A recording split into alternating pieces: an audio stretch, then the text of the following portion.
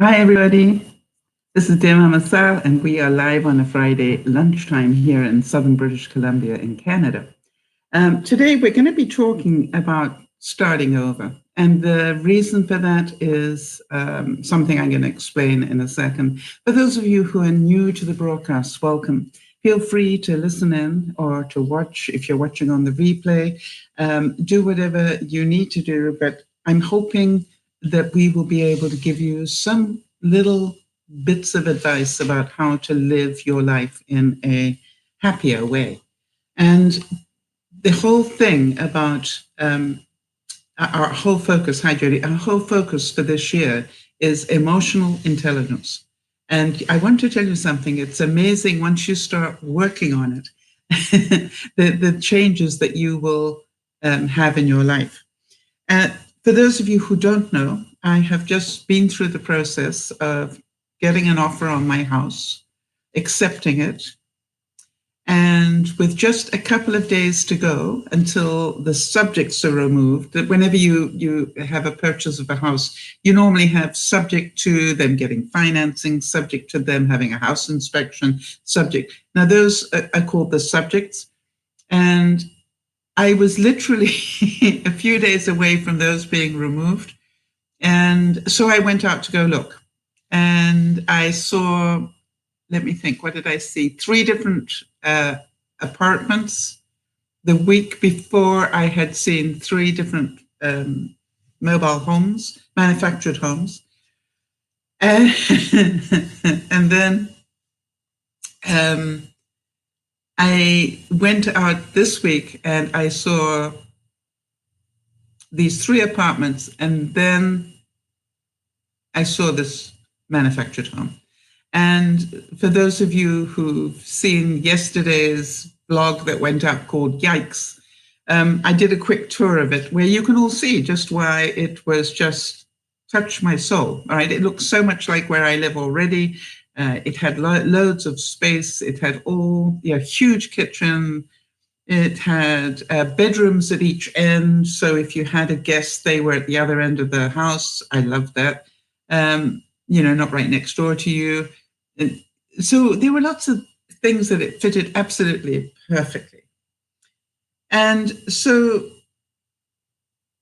then I had just one day to wait until the subjects got removed. And then, oh, by the way, I also had arranged with the seller of that property that they would rent it to me for the months of August so that I could start moving in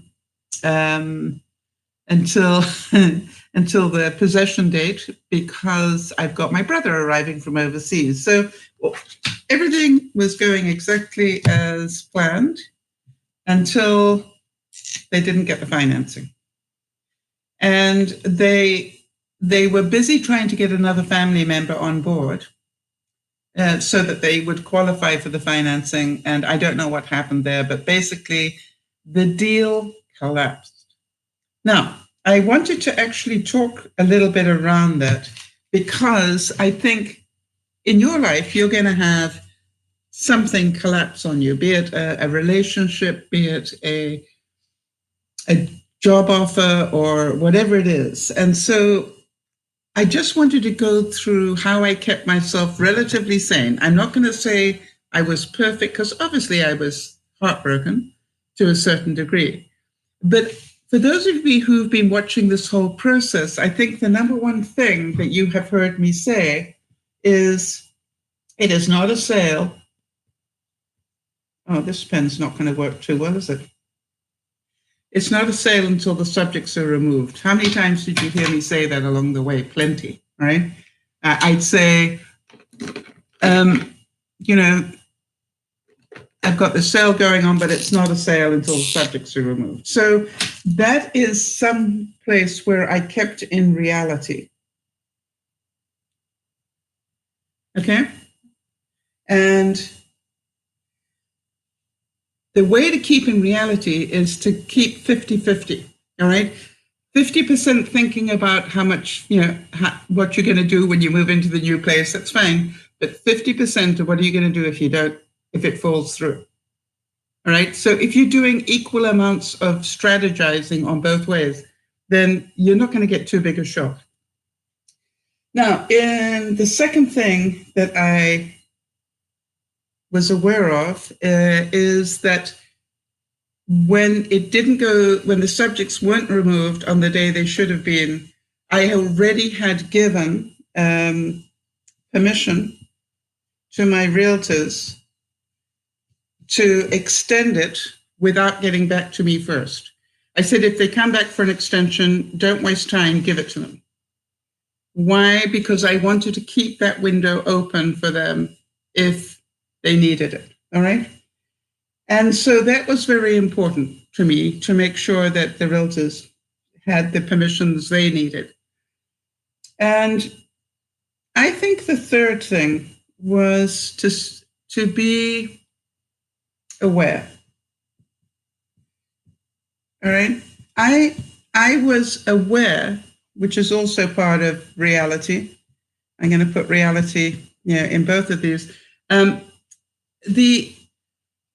To be aware that it's not a sale until it's a sale. In my school, we had a school's motto, and it was nil desperandum, don't give up. So and don't despair, all right? So to me, it's like I was aware that there was a very strong 50% possibility it would collapse. I was aware that there was an equal possibility that it could go forward. But the thing I want you to see is I was also aware of a couple of things. One, I was aware that there were realtors involved on both sides, the realtors trying to buy my place and, for their client, and then my realtors trying to help me sell my place and then buy another, right? So they had a lot of investment. So I didn't have to worry a great deal because I had three people who had personal money on the line, if you like, in as much as if this deal collapsed, they were going to lose money, and not just me, they were going to lose money. And I was aware of that. The other thing is, so how hard did I think they were trying? I knew they were trying really hard to make this deal go through. The other thing was, what about the person who was trying to buy my place? I tried to remember to be aware of what they were going through, because that's not fun. It's not fun when you find the place you want to buy and then the bank doesn't want to lend you the money. All right? So you've got all of that. Now then, what I wanted to do is to talk to you a little bit about what are the feelings around this, all right? So, we're always talking about emotion and reality. And so, what are the feelings that I could have had around this? I could have been angry. At whom? Who am I going to be angry at? That's the question. Should I be angry at the realtors? No. Should I be angry at the buyers who were desperately trying to buy my place? No. How about, should I be angry at the bank for not lending them the money? No. Because they're looking after the money in a way that is responsible. Remember the problems that they had in the US with their housing crash was because banks were not being careful about how much money they lent out to people, and they were lending it out to people who couldn't afford the mortgages. So I couldn't be angry at anybody, realistically. All right, so let's take another emotion. What about sad? There's a nice emotion. Was I sad? Yes, I was sad. Was I sad for my realtors? Absolutely. Right? They, all that running around, showing me places, using up gas money, doing all those sort of things, time. I was sad for them not to be able to complete the sale. And then I thought about, I was sad for the realtor on the other side that also was trying so hard. And I felt sad for the buyers because, everybody had a reason to be sad about this. So what we say is, if you get caught up just in the emotion, you're going to go on the, what I call the hamster wheel. You're just going to go round and round. What if I got really angry, right? How can the banks do that? It's not fair. You know that you're on the emotional side if you're saying things like, how can they do that to me? And it's not fair and da-da-da-da-da. So to me, it's like, did it feel like a betrayal? No, actually, it didn't. Because I was in so much reality, all right? I kept telling myself, Sal, this is not a sale until the subjects are removed, and it is a legally binding deal.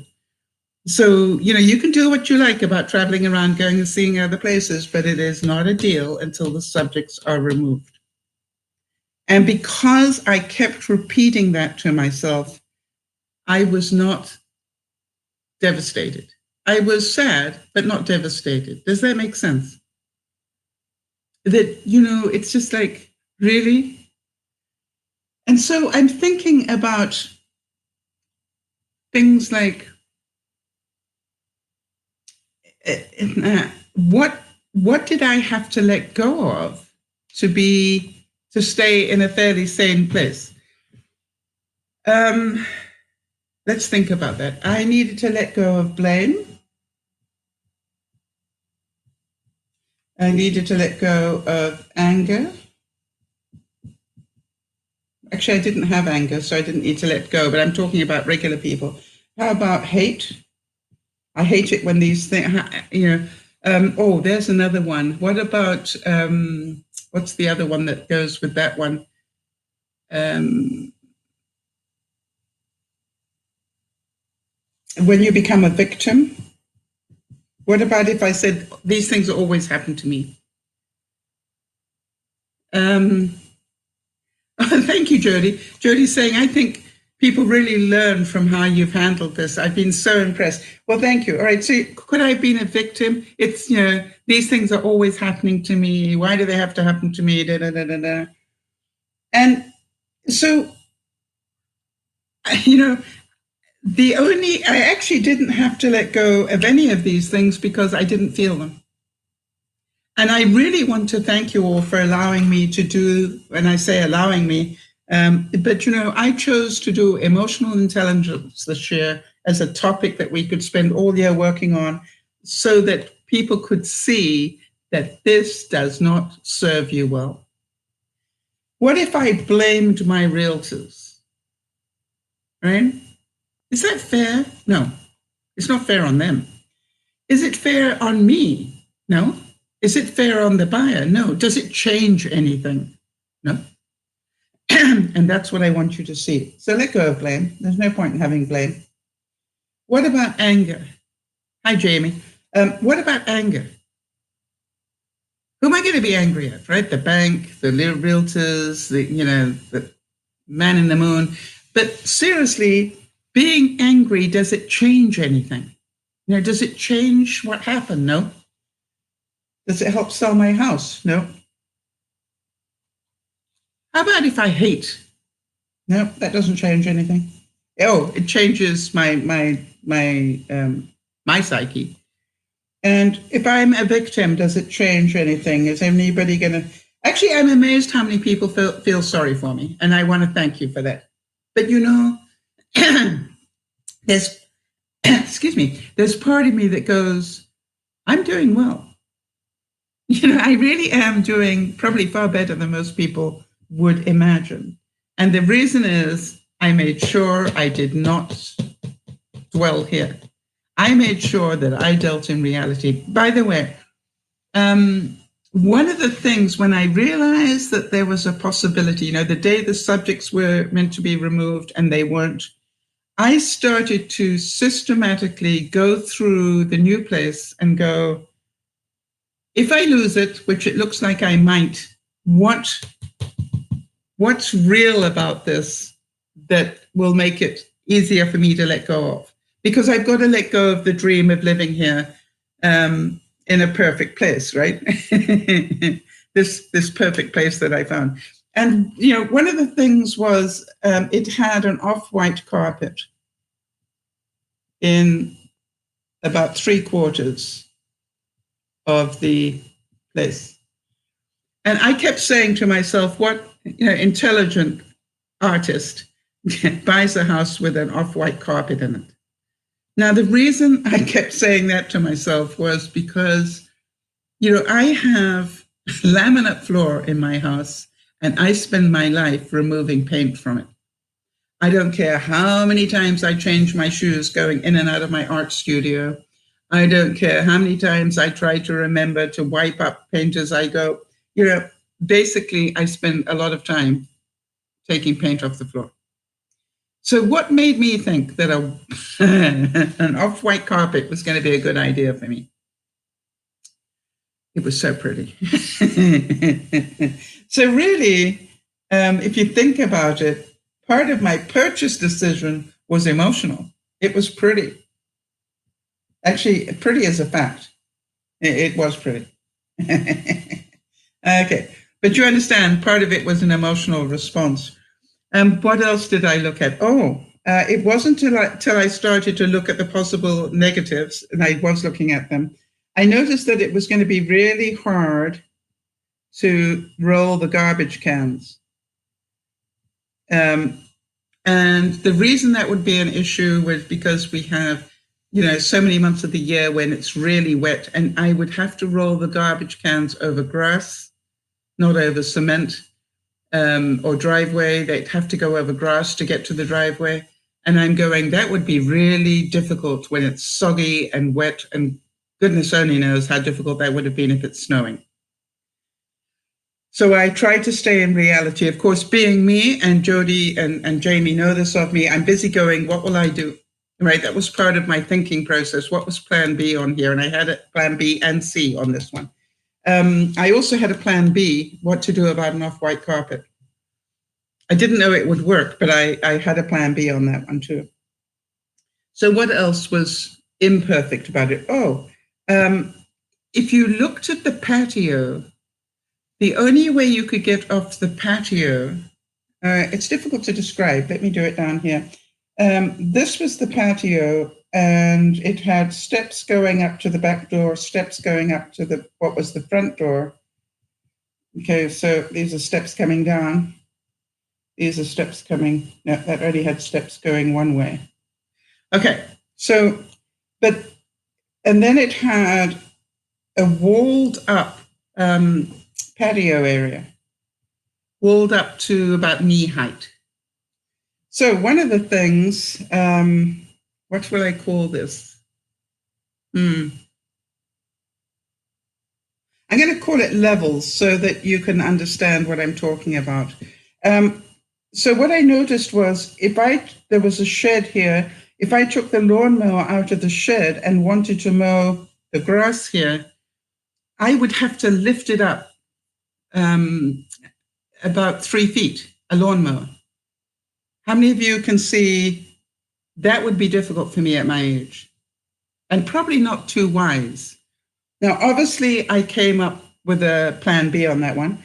The other thing is, if I needed to get the lawnmower or anything else out to the front, I had to sort of go up and downstairs all the time.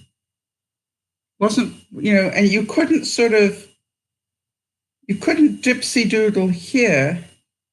There wasn't a space right here, if that makes sense, where you could come out of this area and go straight along the side of the house. You had to go up those stairs and down again. Bad planning in my view, but I had a plan B on that one. So the levels were difficult. So do you understand that one of the ways that I helped myself was not stay in Disneyland, that this was the perfect place? Because It was a really pretty, really nice place, but nothing is perfect. So because I took the time to work on the negatives of it, it also was easier for me to let go. Now, let's say we do this with, let's say, all right, so Jodi's saying, very smart to point out those aspects. Well, I think it's important on anything that you're trying to deal with, Jodi. It would be the same. Let me just put it this way to you, Jodi. What if we did exactly the same thing with your medical insurance when you were trying to get it? If you got angry with the new insurer because of all those papers you had to fill in, would it have helped you? No. If you had gone into victim, it's not fair that I have to do this when I'm already sick, would it have helped you? No. You see, the truth is, whenever you're dealing from this place, you are going to end up a victim and it's not going to help you. All right. So what you did is you knew you had to fill in 80, the facts, the real stuff, and let go of the emotion. The real facts were, you needed to fill in 80 pages of BS, all right, to get insurance. And there's only one way to do that. That's systematically keep doing a little bit every day, right? Same as I've been downsizing. That to me was very smart. So if you got rude and angry with the insurers, would it have helped you with your insurance? No, there probably would have been a note on your file going, difficult person to deal with. It could have actually negatively impacted your ability to get insurance. So, it's like, I found that I had a problem yesterday. Let me do something that happened to me yesterday. Okay. I had a computer problem. That's a fact.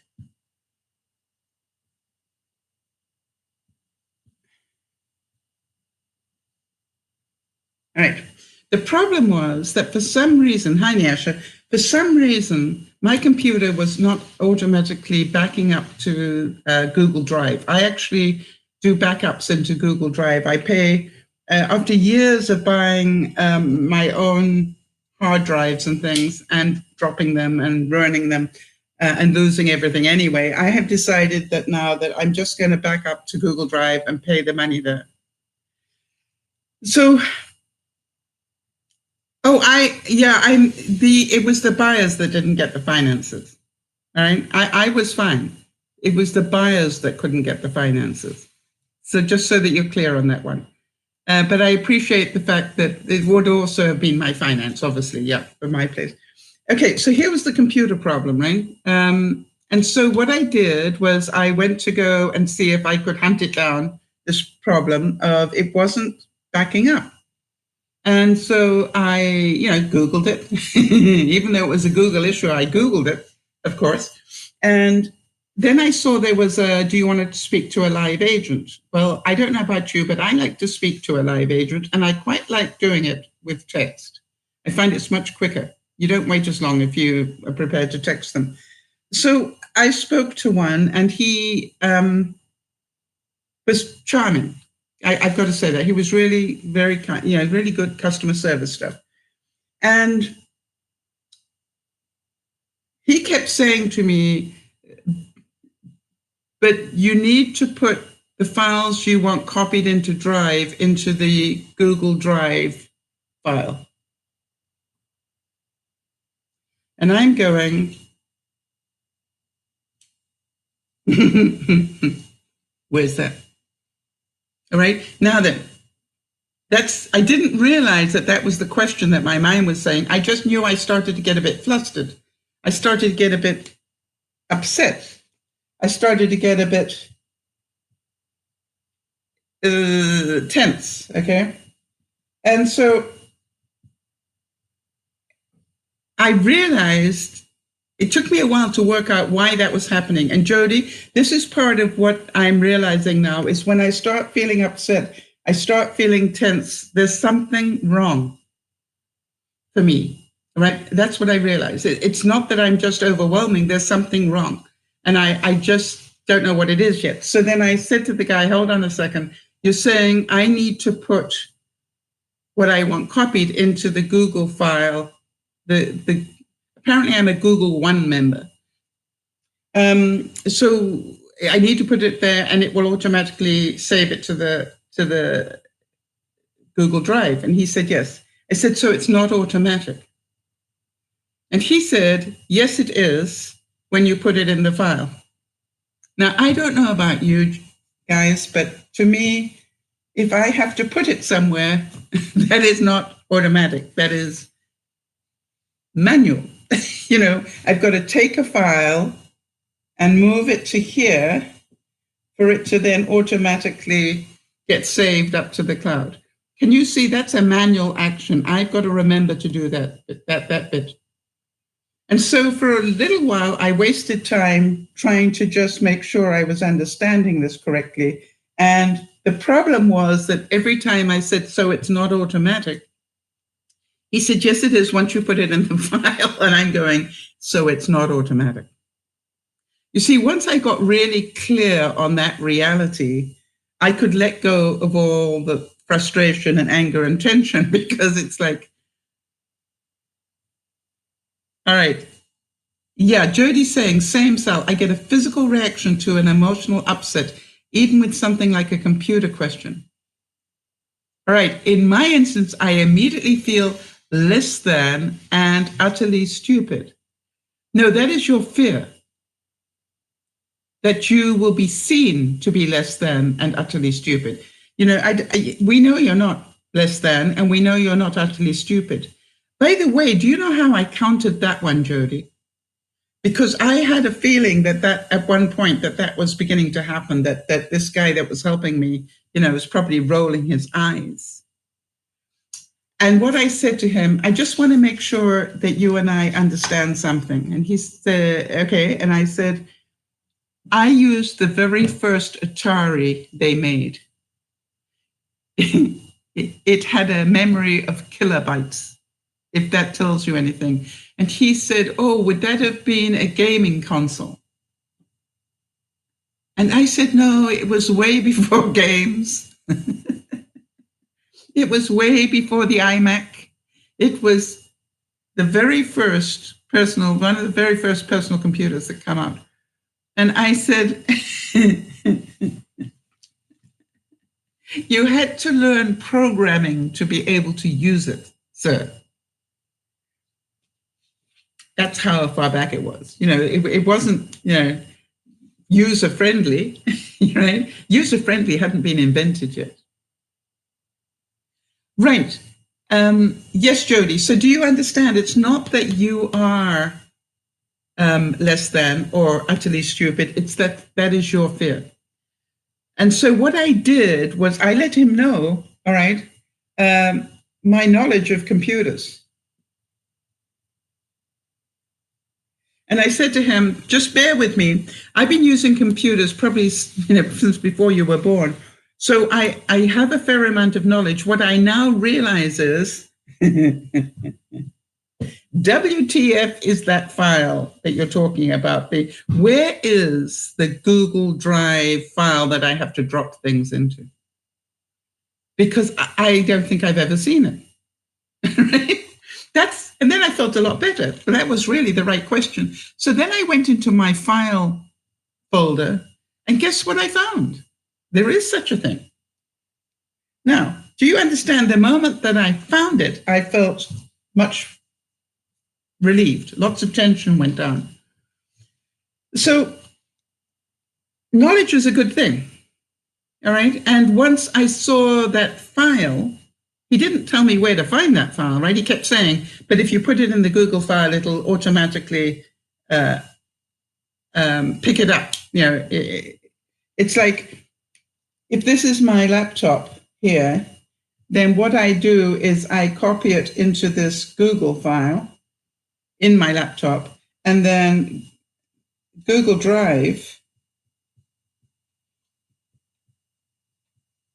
syncs with this, okay? It's picking up from there all the time. Okay. So once I knew where that file was, I calmed down completely. But I still, because, I can be a broken record, I did keep saying, and this is a problem for mine. Do any of you know the word pedantic? Okay.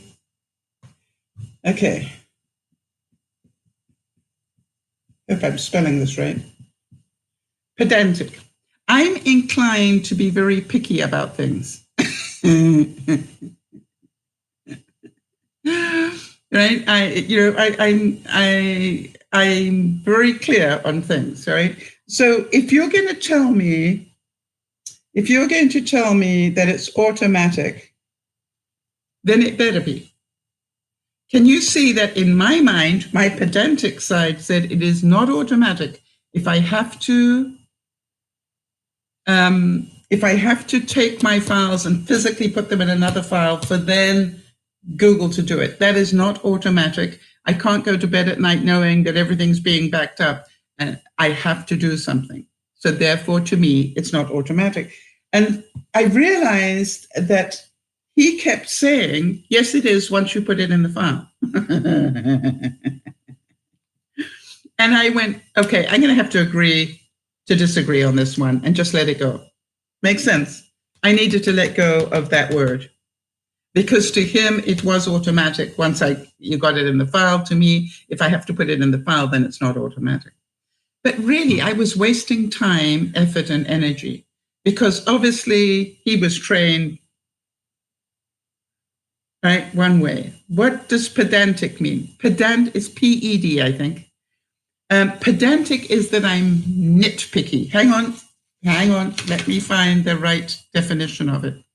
Hold on 1 second there, Nyasha. I'll get you the right definition. It's a great word, isn't it? I love the word.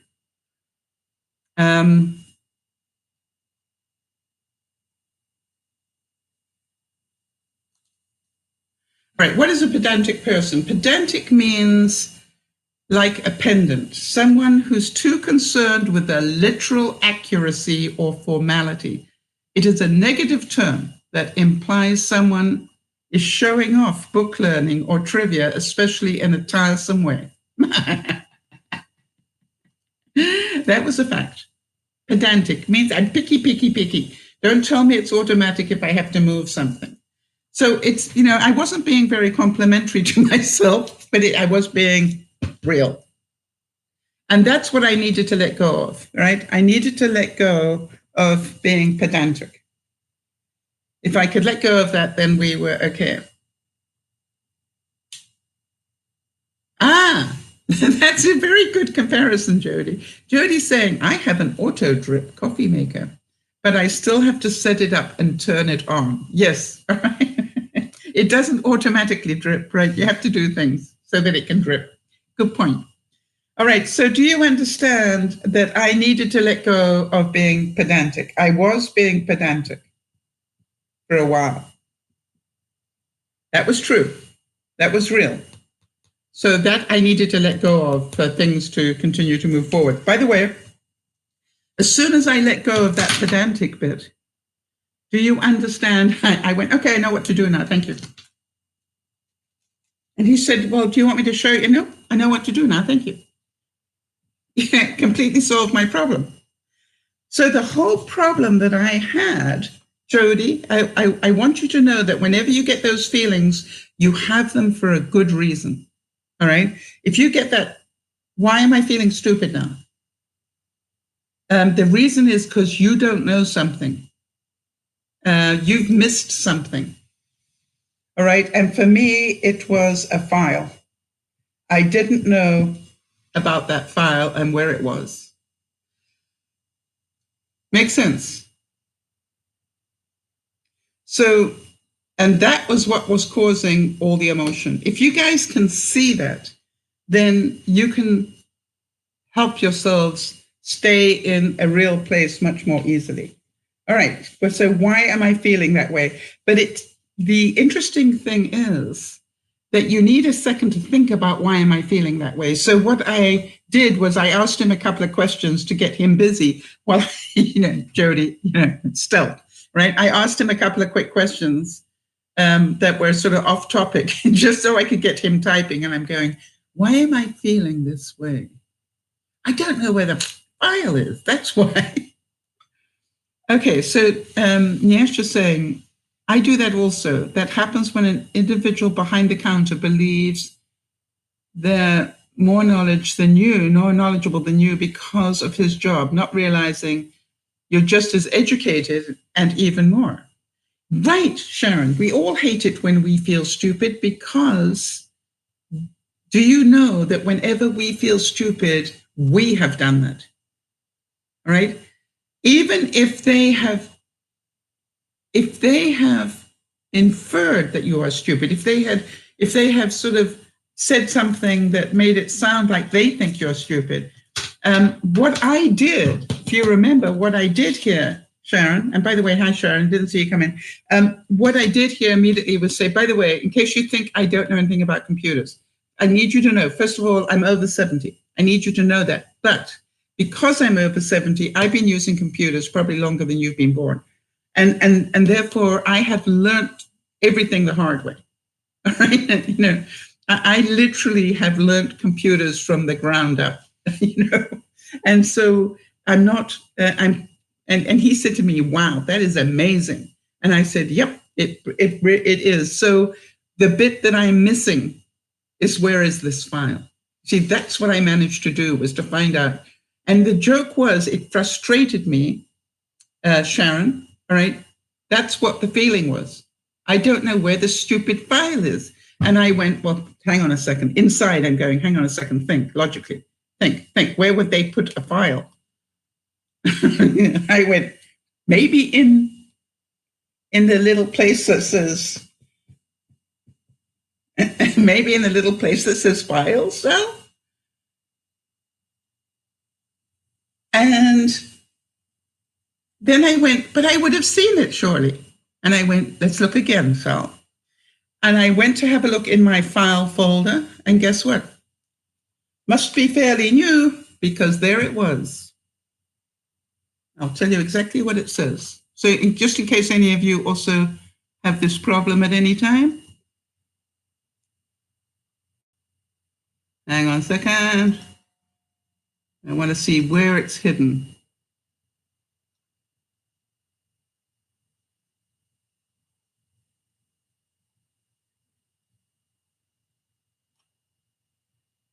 Okay.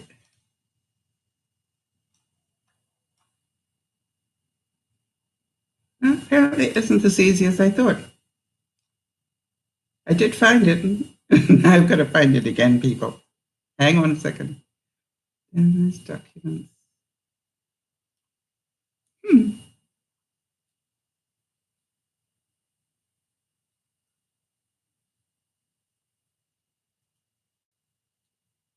I'm going to find it again, because now I feel duty bound to tell you guys where I found it.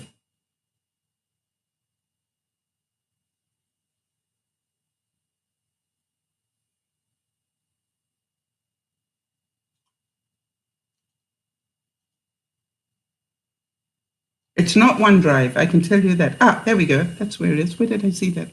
I saw it. There it is. Ah.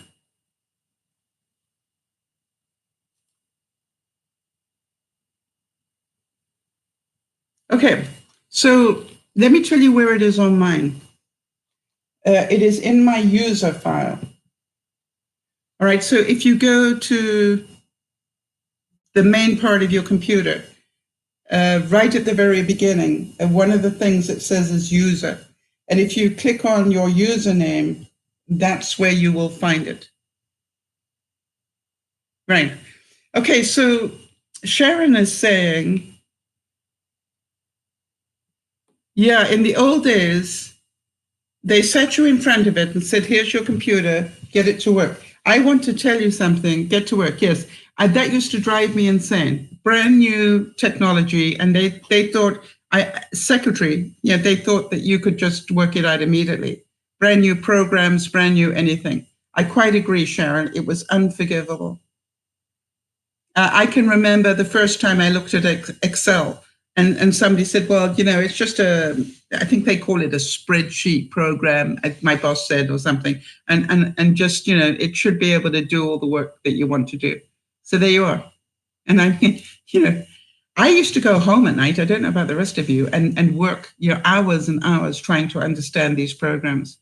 Now I know that, if Google puts up Google Sheets, it's like Excel. I just know it's a spreadsheet program. I know how I intellectually know how they work, right? Put it on the desktop. That's a good idea.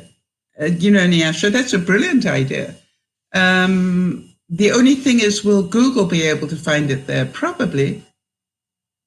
And the reason I say that, because Google has put it in a very, it's in a very upfront place, right under user.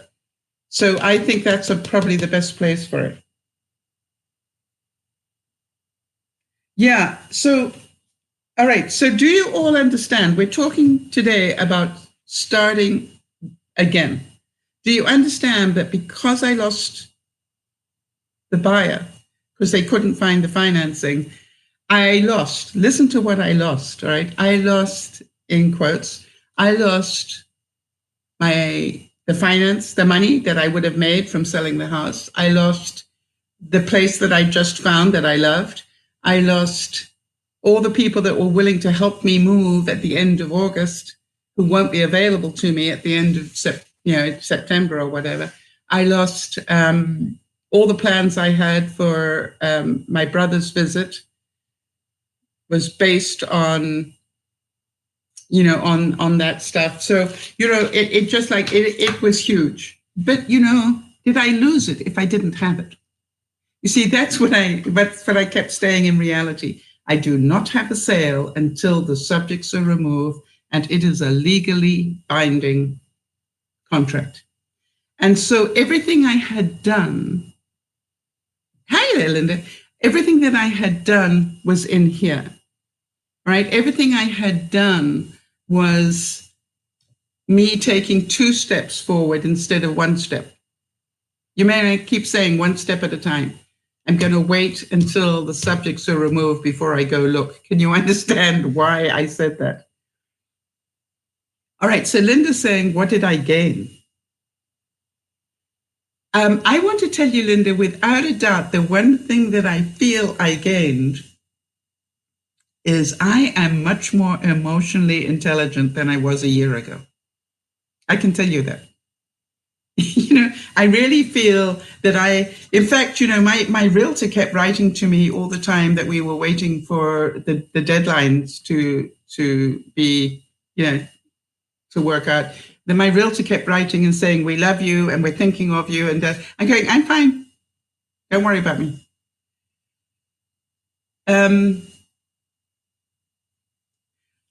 By the way, Nyasha, I'm pretty good at Excel. So if ever you have an Excel question, I'm not saying I will be able to answer it, but I probably can help you with it.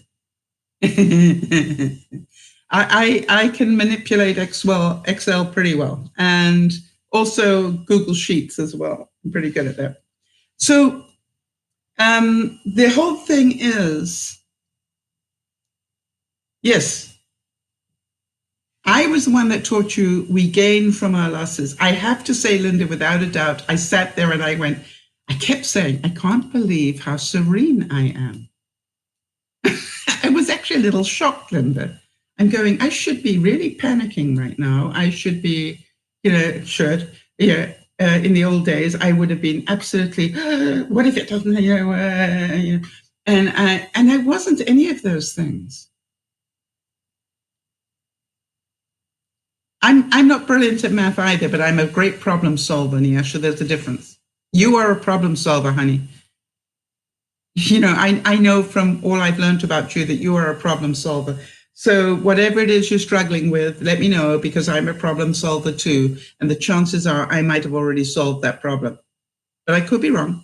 And if necessary, I will record the screen and literally do it for you and send you the link. How's that? in my spare time, yes, when I'm not buying and selling. Okay, so understand that this process that I showed you here is about anything, all right? If you're in a relationship, think about that. I did, Jody, I think I told you yesterday that I'm up to date with my vlogs. I told you a mistruth, wasn't intentional, because after I said that, I downloaded my phone and went, oh, there are another couple of vlogs in there. I'm working very hard to try and get the number of vlogs back up again. And, I do record them. It's just that I just have to make time to edit them. And I hope you guys are enjoying the vlogs. So what I realize is, what did I gain? I gained that moment of going, wow, I actually can keep control of my emotions. The only time I felt the emotion take over was afterwards. All right? After it was all confirmed that the deal had collapsed, and then we had a very interesting thing. And I want to talk to you about this because, this is about boundaries again. The moment the deal collapsed, my realtor said, yeah, I know that you asked for 48 hours warning, but we've got somebody who wants to see your place tomorrow. And he's not available at the weekend.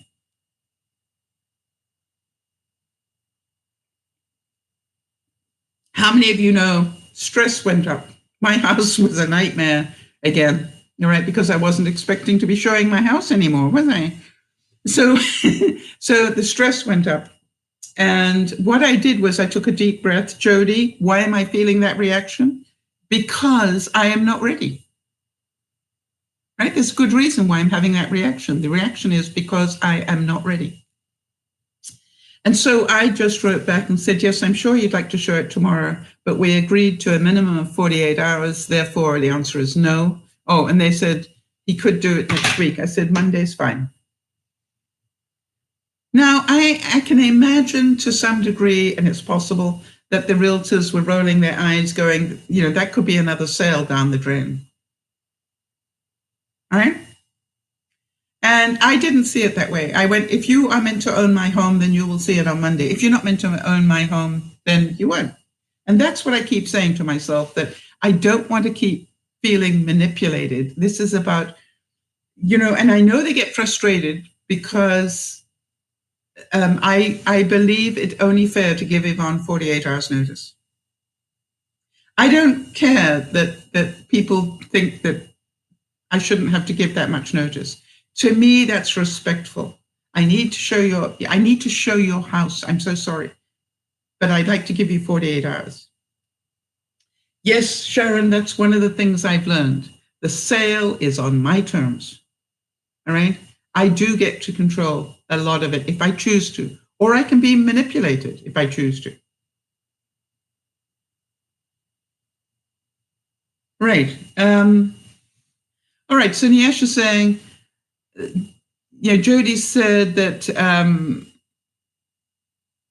that Excel isn't easy. And Niash is saying that's true. Sal, I'm not really studying Excel anymore. I'm mostly into photos and video. Yeah. Cropping photos, making videos from photos, etc. But that's a great thing to be doing. That's so creative and it's such fun, isn't it? So, and it takes so much time, believe me. You want to know that, on average, Niasha, to edit and put up a video, a vlog, takes me about 4 hours. And I don't think people realize that. It's not the time it takes to put it down. You know me, I turn on the camera. I can put down 20 minutes without even taking a breath. But it's from that point onwards that takes the time. All right, so what I wanted to do is let us work on a few quotes about starting over, because do you agree that now I'm back at square one? Right? I intellectually have lost the deal. In reality, I've lost the deal, which means I may have lost the place that I saw. Now, it may be that if I resell this place, or if I do sell this place, the other place might still be available. So that's, until it sells, it might still be available. So that's part of what I'm aware of. It was said that it's hard. Hard is trying to rebuild yourself piece by piece with no instruction book and no clue as to where all the important bits are supposed to go.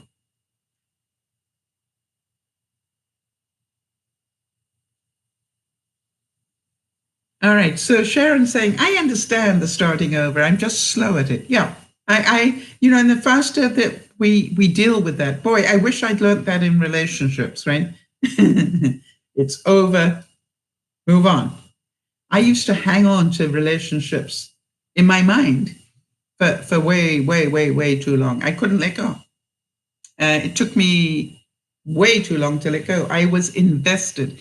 Jody, could you make a note about that one for me? I want to do a video about how invested I used to get in relationships that weren't there, right?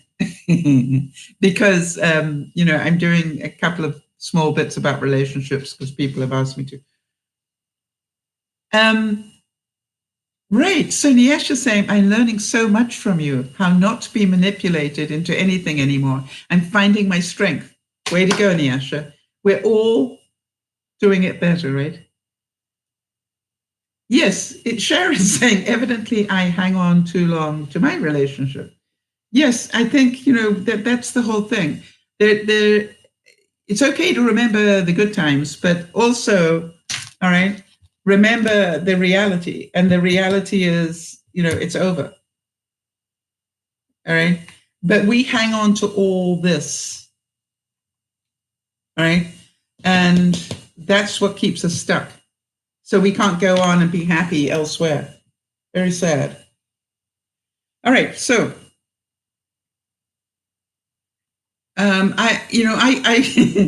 when two different people asked me to talk about relationships, I knew the reaction I had inside, and I'm going, why would anybody ask me to talk about relationships? I've screwed them up so much, it's not even funny. And I thought that's a good angle to come from. What I did wrong. So that's what I'm going to tell you from, the things I did wrong and what I've subsequently learned that might have helped me a lot more. So the whole thing about starting over is we have to accept the fact that it's time to start over. All right. So I will be starting over tomorrow. No, not tomorrow. No, tomorrow I'm still cleaning my house on Monday. And in fact, yes, I am starting over already because I am re-cleaning the house and doing touch-ups of painting stuff again, and just one step at a time stuff. That's fine. And that's the way that I am doing it. I will sit down and I'll take a bit of a break, and then I go, okay, what's the next step? What's the next step? What's the next step? Sharon's saying, this week I learned I can cook sausages the way I like them, not how my husband did. He is deceased and can't eat. And Sharon, I'm so sorry to laugh.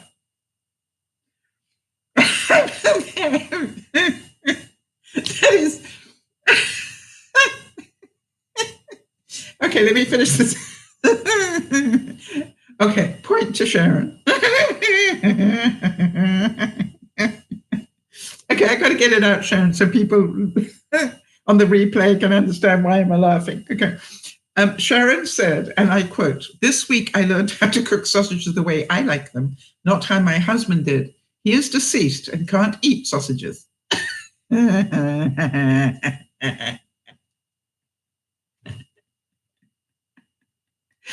Sharon, big hug. I cannot thank you enough. It's taken her almost 10 years to realize that you can actually cook sausages the way you like them. By the way, how do you like them? Just so we know, in case, I should ever have to cook you a sausage, I'd like to know. I grew up with sausages being crispy on the outside, which in a way I would think is probably healthier because it means more fat drained out of them. Okay, he didn't like them extra crispy. What about you, Sharon?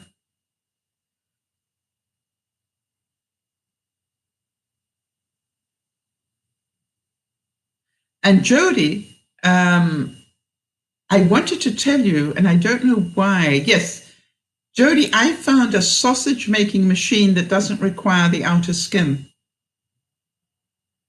Just so that you know.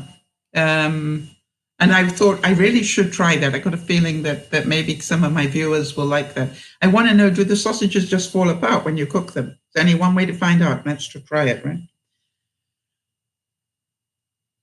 All right, so he liked them extra crispy and you don't. So all those years you cooked all the sausages extra crispy, even though you didn't like them that way. Yeah, Jody, it's really interesting. I'll send you the link if you send me a reminder. Yeah, and so are you sort of going, duh, why did I not just cook his extra crispy and undercook mine? I say undercook, but undercook compared to his. I have that problem, Sharon, when I go to eat at different places with people. I say to them, I just need to explain to you that I am allergic to garlic. It doesn't mean that you can't have garlic in your food. Just if you're making salad, please put some aside for me before you add the garlic. If you're cooking meat,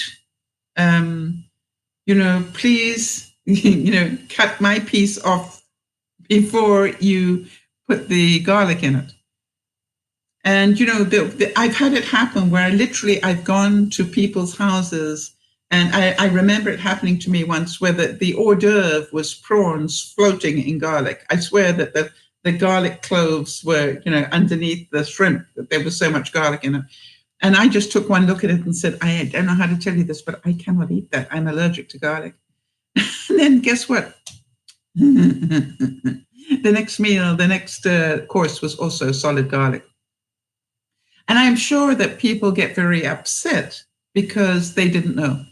And how can you have food without garlic? They actually have garlic with their food. No, they have food with their garlic, the other way. So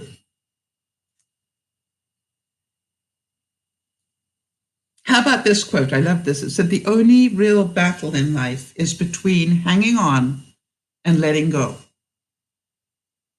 So do you understand? I could hang on to what's happened and talk about, oh, well, it's not fair. And it's perfectly fair. I've just decided, okay, next, let's move on. Time to move on. How about this one? How about hearts rebuilt from hope? Resurrect dreams killed by hate. I like that. I am learning to just not go in that negative emotion anymore, as far as possible.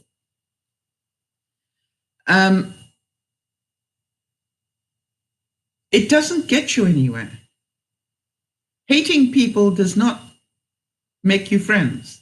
Hating people does not make them change. Hating people, does not make your life happier. What makes your life happier is understanding. And that's really important.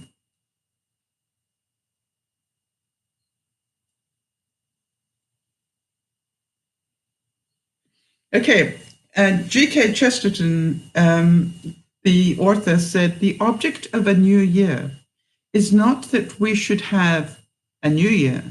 It is that we should have a new soul and a new nose and a new feet and a new backbone and new ears and new eyes. Unless a particular man made New Year resolutions, he would make no resolutions. Unless a man starts afresh about things, he will certainly do nothing effective. In other words, I need to look at what I've just been through. Now, can I change anything? Ooh, that gave me a scare. Can I change anything? All right.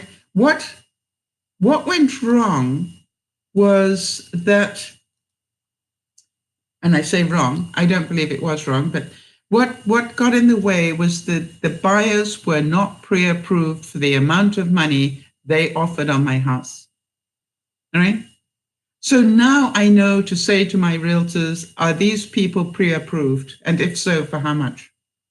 I think I'm going to start asking that question. It's possible to find that out, the hard way, but I just got to ask that question, because then I know whether I'm talking Disneyland, I'm in my dreams here, or am I talking reality? Do these people have the money it takes to buy a property like mine? Okay, Niasha, we'll see you soon. Enjoy your food. And so that, and I'm trying to think what other things, talking about the new year, right? The new sale.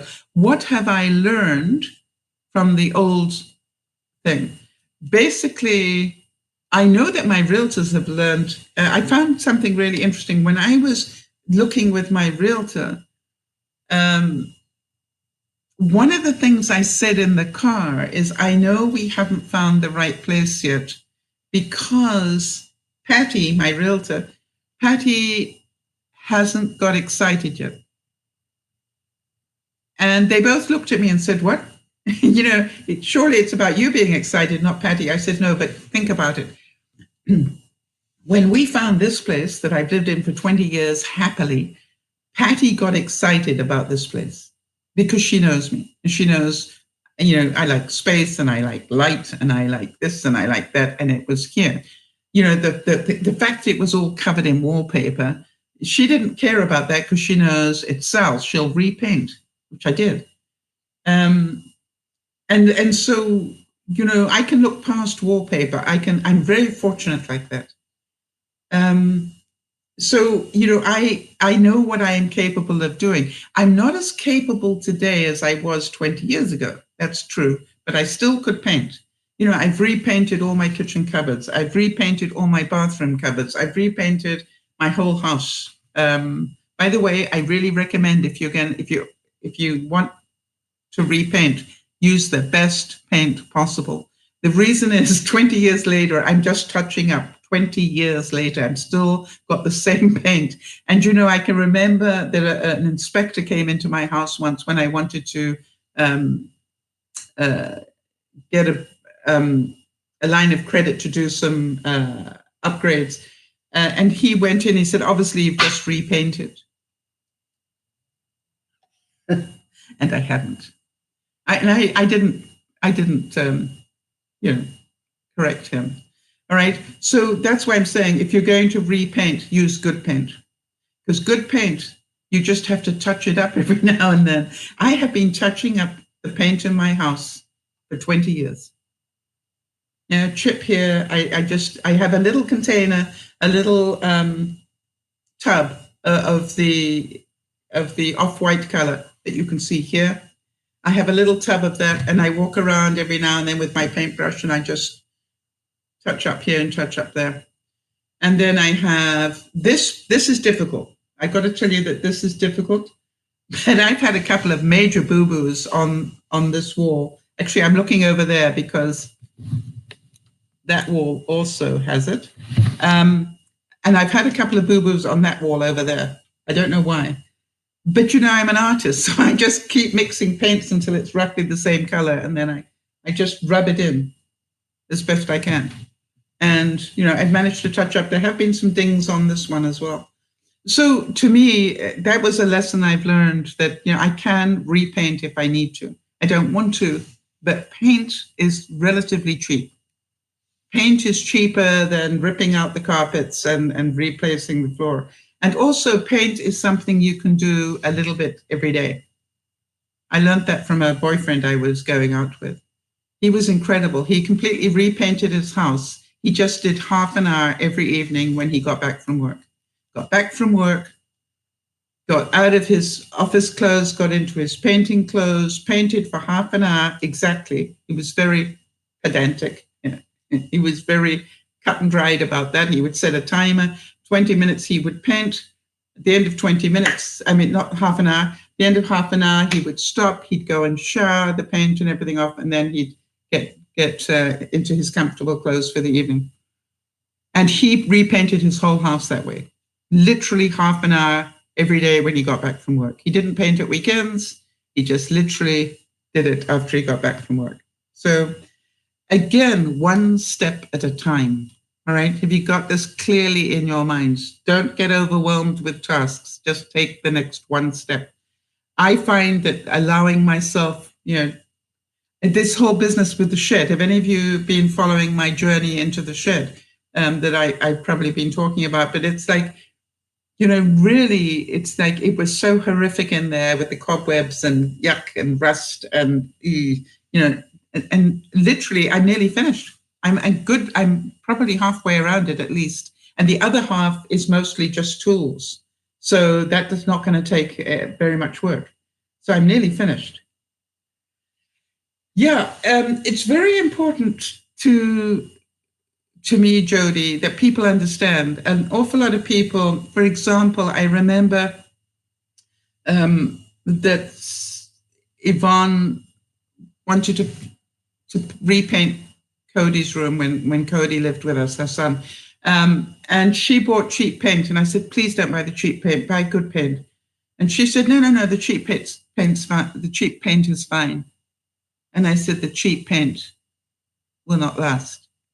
So what happened was they painted it colors that Cody wanted, like deep green, which was fine. I didn't mind that it didn't last because we've repainted it since then.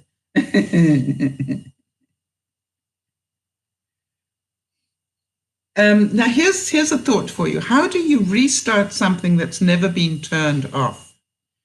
All right, so here I want to tell you that this is something that's really important for people to just remember, okay? That if this is a staircase, a ladder, whatever, okay? If this is a ladder, you cannot walk up a ladder. Okay, let's say this is my left foot and this is my right foot, okay? This is my left foot, this is my right foot. How many of you know that in order to move up and onwards, move forward, I have to let go of the weight that is here, right? I cannot hold on to the past. I have to let this go to be able to get my left foot up there. Does that make sense? We cannot move up in the world. We cannot move forward if we don't let go of the past. All right, we will be stuck. We will be stuck like this forever if we don't let go of the weight on this past. To get here, we have to let go. Am I making sense? So it is so important to understand that, all right? You have to, as it says, how do you restart something that's never been turned off? Whether it's a relationship, whether it's buying and selling your home, there is no point hanging on to what if. Well, it might have sold, and what if, just let it go, move on, all right? Done. Now, you can say, yes, Sal, but what if they suddenly come back next week and they've got financing? Maybe they're still doing it. It has happened, all right? They could come back next week and say, look, we've managed to find financing. Can we redo the deal? Do you think I'd say yes? You bet. And by the way, it's possible that the place that I saw with its off-white carpets will still be available. Would I still buy it? Probably. Even though it wasn't practical, Sal, for an artist, probably. It was so pretty. Have any of you seen it? Seen the video that I put? I put it in yesterday's video where I did a quick walkthrough for you guys so you could see. And in fact, I realized when I was editing it that I forgot to show you it also had a study. So it had 2 full-size bedrooms with walk-in closets, and it had a study. I mean, I was going to do the broadcast from there. All right, so How about this? Love taught me to die with dignity, that I might come forth anew in splendor. Born once of flesh and then again of fire, I was reborn a third time to the sound of my name humming in heaven's mouth. All right, so we need to have these things happen in our lives, all right, to sort of help us sort out things. So as Sharon said, and I'm sorry, Linda said, we don't always understand why that deal had to fall flat on its face. All right. But we will maybe make sense of that later. Maybe not. But hanging on to it is not going to change it. Right? Time to move on. Time to move on to a new buyer and time to move on to a new home for me. So every relationship that has hit a crossroads has asked, what is it that you want from me? Yeah, Jodi's going back to the staircase thing here, literally unable to move if you don't let go of that weight on the bottom rung. Yes, Jodi, I can see how many times in my life, especially around relationships, I have held on to that bottom rung, hoping they would come back, hoping that, that they really didn't mean to dump me like that, that they just had a moment and they'll be back next week. Yeah, right. And I hung on so long for people I should never have done that for. But I did. But I have to be so grateful. And the reason I'm grateful is I probably wouldn't be here talking to you if all those things hadn't happened to me. So I am very grateful for that. Then came the healing time. Heart started to shine, soul felt so fine, and oh, what a freeing time it was. All right, so do you understand that part of letting go is that you feel free? All right? Part of letting go is don't have that weight hanging on you. It's over. Let's move on. Let's go find. I probably am not going to find a place that is as beautifully laid out as the one I saw. But I do know that that's a great layout. Now, part of me said, now think about this one, people.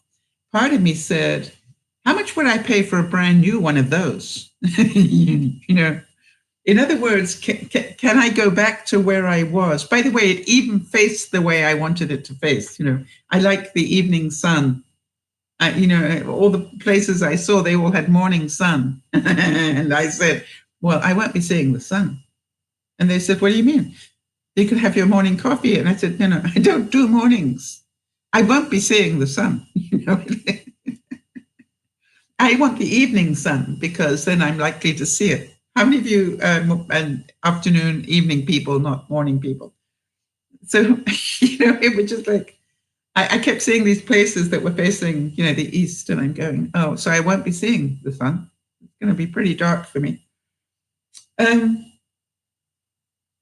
see, that's a reality in my life now. It is what it is.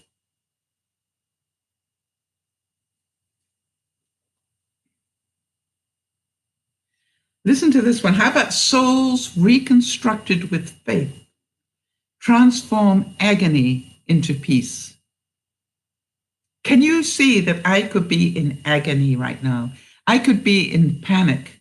I could be in all sorts of things. And, I could really be doing a number. And, some of you know me well enough. I have already gone through, all right, what's plan B now, right? Because now the money I had is getting pretty thin. So how long I can stay in my house, all right? So the whole reason is I need to sell my house to get to the equity that is in it. The equity being the difference between what I owe the bank and what the property is worth. I need this money out so I can live the next phase of my life. That was the whole plan. So at the moment, I'm living in this house, but I've only got this much living money. So this is called being house poor, house rich, right? In other words, I've got lots of money in the equity, but I can't get to it. unless I sell. I want this money out. Does that make sense? So, so part of me is going, now it's a little bit of a juggling game because I've got less money left than I did a month ago. All right. But then I remembered, because, you just have to keep going. Okay, what am I forgetting here? I remembered I had a little bit of money stuck away in another account, not with my bank, somewhere else, in another bank. And it had been sitting there for 20 years, and it's not a lot of money, but it was enough money to keep me going for another couple of months. So, it was like, okay, fine, I can do this. And then, all the other things, I'm going, well, I plan to sell the car when I sold the house. And let's hope that the car survives. And so, it's like all these things, but, it's like, let it go. All right. I really do believe that everything is unfolding as it should. I just have to stay calm in the middle of it all.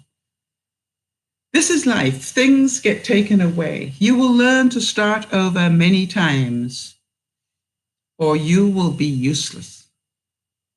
Isn't that true, right? You will learn to start over many times, or you will be useless. I have been in that useless stage. I don't want to go there again. I didn't like the feeling. Jody, I really am so happy that you got the aha moment about, when you start to feel uncomfortable, there's something wrong.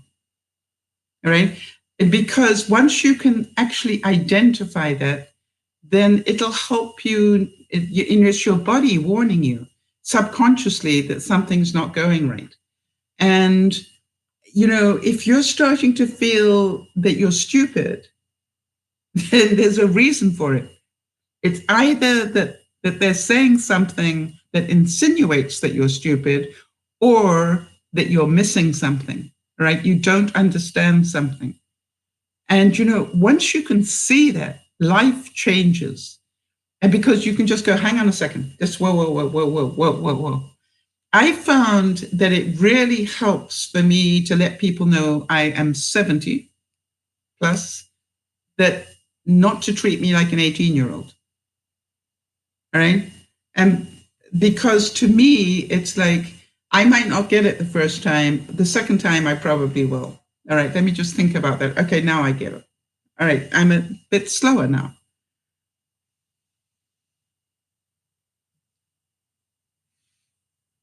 And how about the fact that it's never too late to start over, right? How many of you can see that here I am, I'm about to be 72 next month, but it's not too late to start over my life, all right? To start another phase of my life. I think it's really, really important for you to know that we can start over when we choose to. Will it be easy to make that transition? I actually don't know any transition that is easy. What I have been working on is, how do I make the transition less stressful? I am trying to protect my health this time, even if it costs me money. It's like, I want to do this in the least stressful way possible. And Rebecca Crane said, don't worry, just when you think your life is over, a new storyline falls from the sky and lands right on your lap. And I think that's so true, all right? I really do. I think that is so true. When, for some reason you think that this life of yours as you know it is over, and then suddenly it isn't. And I know a lot of you watching have had that happen to you. Because I've been there while you were going through those terrifying moments when suddenly it's not. I wanted to just give a shout out while I can to Sherry, otherwise known as Tono, or Tona, Tono, however she pronounces it, because she's about to go into a heart operation.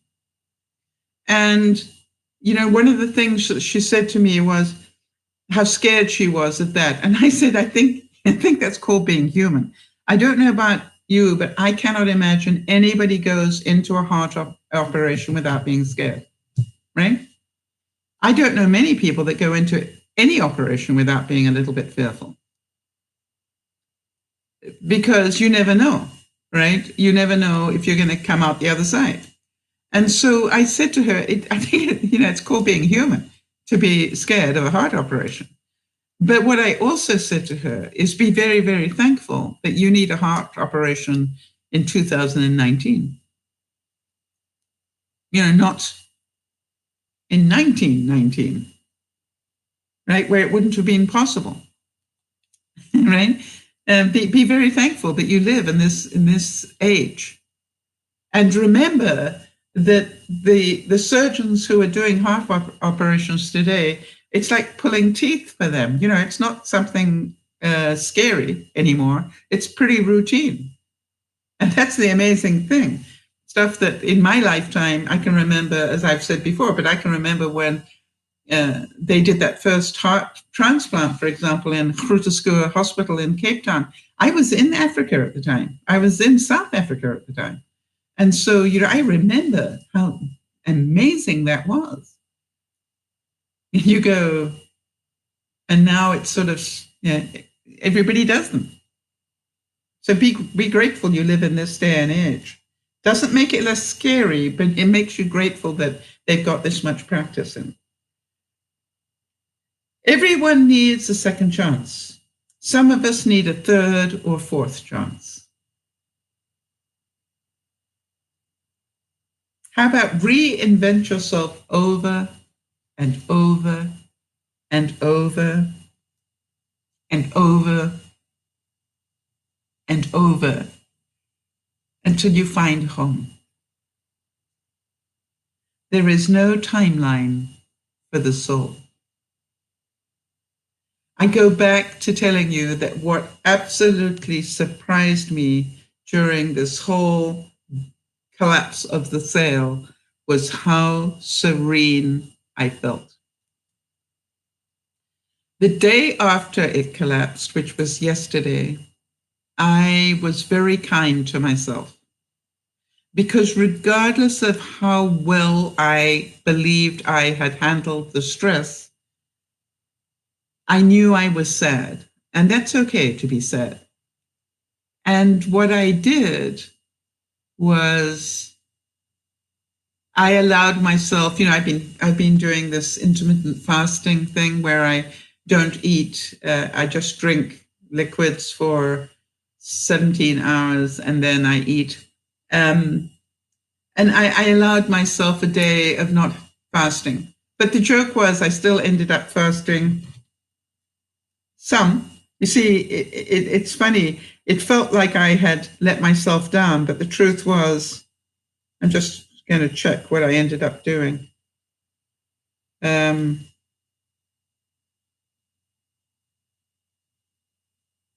Please bear with me 1 second while I find out.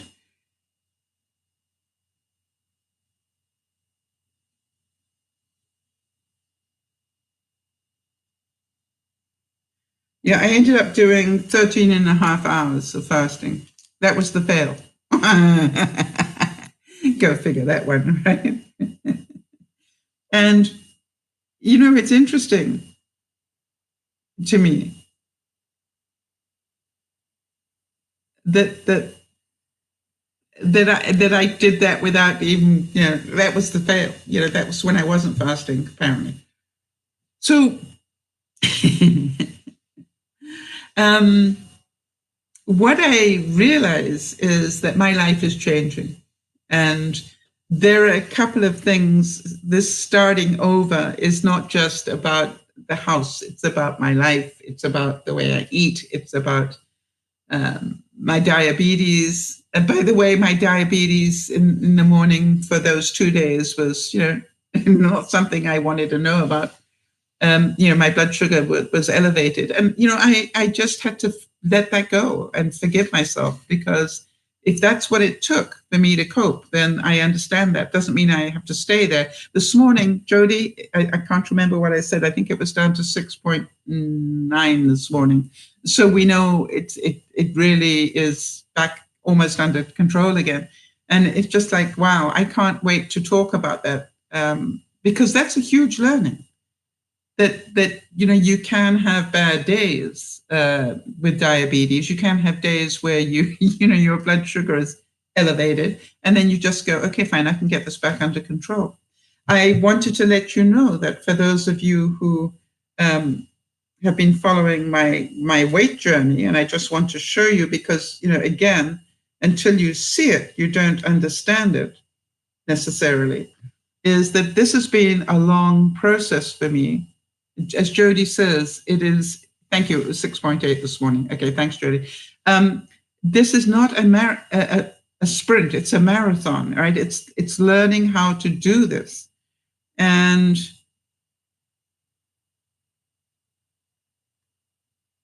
I just want to get this up so you can see it. No, wrong thing. We don't want to know how much I've slept. We know about that. We're looking at this one. So can you see here? Okay, try and get this, hold it still for a second. But can you see? All right, this was in December, and I am now all the way up here. And if you look carefully, you can see that it's been a journey of up and downs. All right. But this is a big milestone for me. I have not been this weight since, let me see where this is, October last year. Oh, wait a minute. Yeah. So this is the first time I've been back at this weight since October of last year. And so this is really, really good to know, right? And so I started, if you look at where I was, all right, I was right the way down here in July of last year. And I put all that weight on, all right, in a hurry. You see how quickly I put that weight on? It was just amazing how quickly I put that weight on. And I do believe that was due to diet, due to things going strangely on my body and so forth. I mean, it was just horrific. You can probably imagine what it did to my psyche to keep getting on the scale and going, I put on another 3 pounds. And then, you go, okay, fine. And then you get on the scale the next week and say, I put on another 4 pounds. It was so frightening because I didn't understand why it was happening. And I didn't think I was eating that badly. So now it's taking me longer to lose it than it did to put it on. But boy, I feel really proud that every day I get up and go, I can choose to start again. Jody, I want to really give you credit here because you've been very instrumental in the kindness of it. And I say the kindness of it because, what you have done for both Lauren and myself is to encourage us to just know we can start again tomorrow. Okay, today was not a good day. So let's start again tomorrow. And, the funny thing is, for those of you who know Jody, guess what? She had a really stressful day 2 days ago and she lost some control and she was beating up on herself. And I'm going, I can't believe I'm listening to this. The very lady who spends her time all the time telling me not to beat up on myself and just start again is busy beating up on herself. So it turns out that contrary to what we might have thought, Jody is actually human. And, it's just like, I had to, I just wrote to her and said, just, do me a favor, tell yourself what you would tell me. And because, I know how kind she would be to me. Apparently, she's not worthy. But I wondered about that. How many of you do that? You treat other people far more fairly than you treat yourself. Do any of you relate to that? All right. You give other people more slack than you give yourself. And so think about that, right? Start every day again. I know that in some ways, every day I get up and decide not to smoke anymore. Right? Every day. The thing is that I forget that that's the decision I'm making every day because it's been 6 years. But, I could very easily go back to smoking with all the stress that was going on. But what I decided to do was actually prove to myself that I could keep control. And I was great. The only time I felt any shift in my serenity was after it was killed. After the thing collapsed the next day, I was sad. And I just needed to remind myself that being sad was quite okay and quite normal. And I would not be very human if I didn't feel sad. And I can say, well, a better place is coming and da-da-da-da-da-da. But, I needed to give myself that moment. Because in that moment, I knew all the negative emotions I had taken control of, and all I was left with was sad. And it was a fact that I was sad to lose the very pretty place I found, and that I felt sad, quite honestly, for the buyer that lost my place, because I know how much they wanted it. And so I didn't stay sad for very long. But what comes with sad? Sad comes with, I think I'll get some sugar now. And so, I can see that now. It's just like now I'm craving sugar. Why? Because I'm sad. I'm so used to, 70 years of when I get sad, I consume sugar. So it was just like, okay, fine.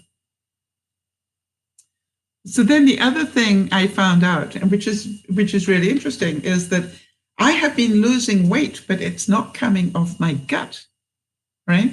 I don't know where it's coming off, but, I've lost all that weight, but my gut is still huge and it's not dropping. So I went, that is a fact, right? It's not Disneyland. It's a fact. I have lost, this much weight, but it's not coming off my stomach. So intellectually, that doesn't make much sense. It's something I will be discussing with my doctor, obviously. But then I went,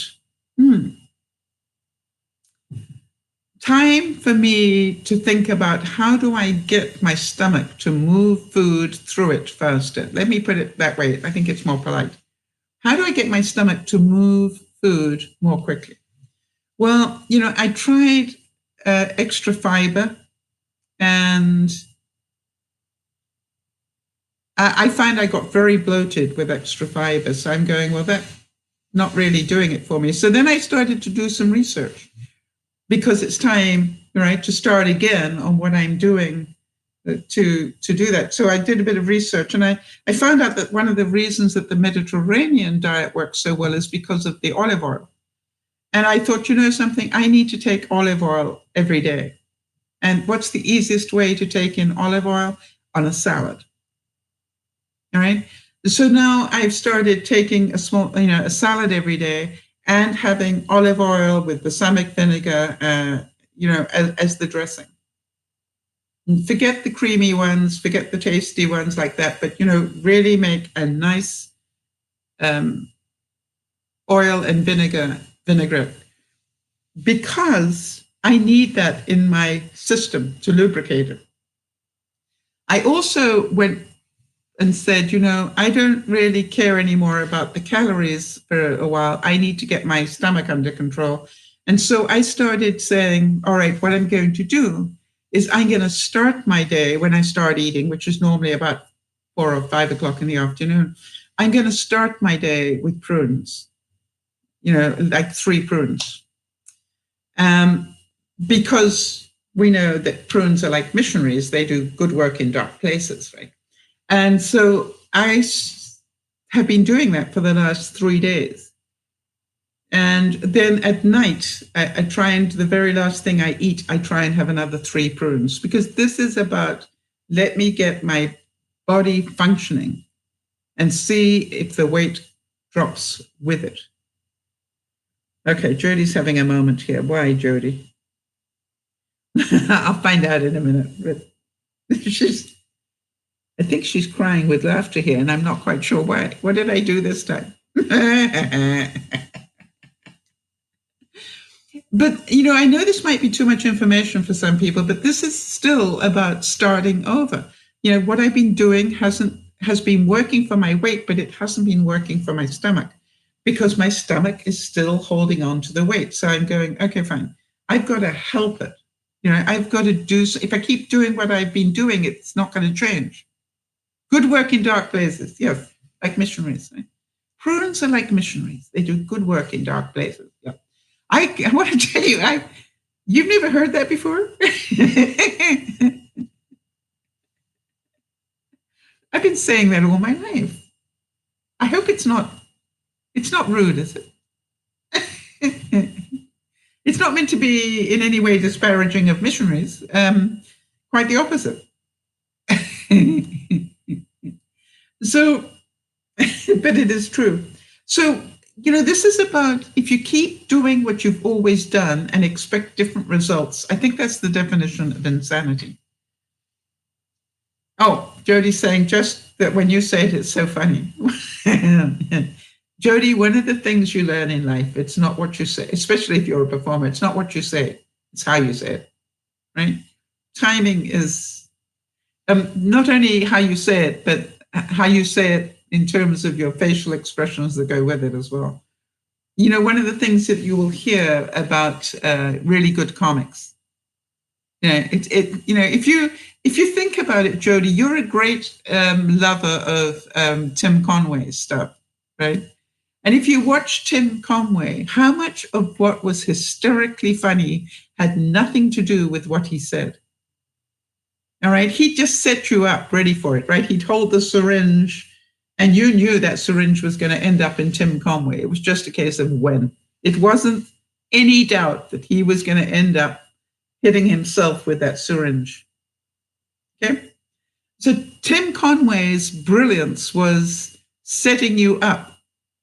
Or even funnier, yeah, his facial expressions were hysterical, right? He could tell a story with his face, right? The other thing was, you could also tell when he was about to mess with the other comics, all right? He'd get really serious when he was about to throw a line at them that he knew would totally take them off their game, all right? He'd been working out what to say for goodness knows how long, but he knew that he needed to deliver it with a totally straight face for them to get the most reaction, all right? And what did he just say? And then to try and keep control. And what I loved, I think the funniest thing in watching the Carol Burnett ensemble was to watch what the other actors did, comics did, to try and keep control. You know, how many times, I don't know if you noticed it, but how many times Carol Burnett always had, I don't know if you noticed that, always had a book or a piece of paper, and then she'd just start reading, so she could cover up what she was doing with her, you know, that she was just laughing through. The one person who I think totally lost it and did it over the top so that it made it even funnier was Dick Van Dyke. I don't know if you remember when they were all sitting on the couch that one time, and Tim Conway came up with I think it was the elephant thing the first time, and Dick Van Dyke literally started to laugh when he shouldn't have been laughing, all right, and he knew it. And then he just took it right over the top and just totally lost it and then fell off the couch. You know, he turned he turned it into a twice as funny moment. And, that's true comedy, I think. Yeah. And how many times did Carol Burnett totally lose it when she was trying to stay in character? Right? It was just like some things were just too funny not to laugh at. And I don't know, but as an audience member, that's why you watch them. I love watching Anderson Cooper because, every now and then he's going to lose it. He's going to start laughing. It doesn't happen very often, but when he does, that giggle of his is so infectious. He's got this little giggle in him that, just like, how did he ever get that giggle the way that he does? And, I thought one of the wonderful moments that I saw was when he was in hospital with his mom.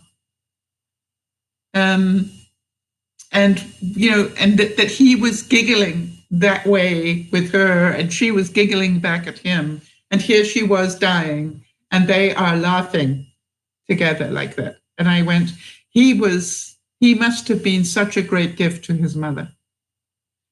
His ability just to be funny and to find humor when somebody is dying is, I hope I have those people around me that make me laugh, right?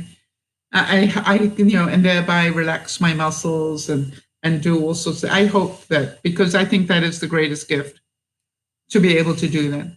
And I heard one of the CNN anchors, I can't remember who it was that said it, but I think she said, every mother deserves a son like Anderson. And it was so simple. And yet you really knew that they were in awe of what he did for his mother in those final months. And, I thought, what a wonderful thing to say about anybody, that every mother deserves a son like Anderson. So starting over, can you imagine, he not only did that, but he actually was back broadcasting within 24 hours. How did he do that? I don't think he took a day off even. I could be wrong, because maybe the days off were that we didn't know that she had died yet. Maybe he took a couple of days off. I can't remember the sequence, but it's possible. We only heard about it a little bit later. But, the incredible thing was that he, I believe, Jody's saying he's an exceptional human being. I think he's a very real human being myself. Very real. I want to tell you that there are times when I find it quite interesting watching Chris Como. I don't like the way Chris Como is so confrontational all the time and talks over people and all those things, but I know it's his shtick and I know it's why he got his own program. But, one of the things I really find amazing is that Chris Como can really battle with somebody, but at the end, he always genuinely sounds like he was pleased they came in to fight. And, I noticed that he's got this incredible ability to say to everybody, I know that we disagree, but I thank you so much for coming in and you're always welcome. And I go, that's really political, right? He's probably learned that from his daddy being the governor and his brother also is in politics, right? And so in the family, all right, being polite to people is part of their shtick, all right? It's how they grew up. And so they don't have room, quite honestly, they don't have room for a whole lot of emotion. But they also, their reality is that they are kind to people, right? Unlike some people we know in politics at the moment. So it's just like that is what they are. They can disagree, but they don't have to dislike people because they disagree. I saw one interview that happened this week where I thought Chris Como's eyes were actually going to come out of his head. He literally went, it was just like, I thought any minute now they're going to pop right out there. But, he didn't. But And, the furrow of the brow, it's like, am I really hearing what I'm hearing? It was all in one interview. And I went, well, I guess we know he doesn't really appreciate what this guy's saying, but he's never going to say it. So I think the lesson about starting over is let go.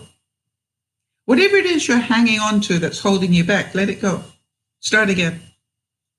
If you keep walking down the same street and falling down the same hole, that is definitely not a good thing to do.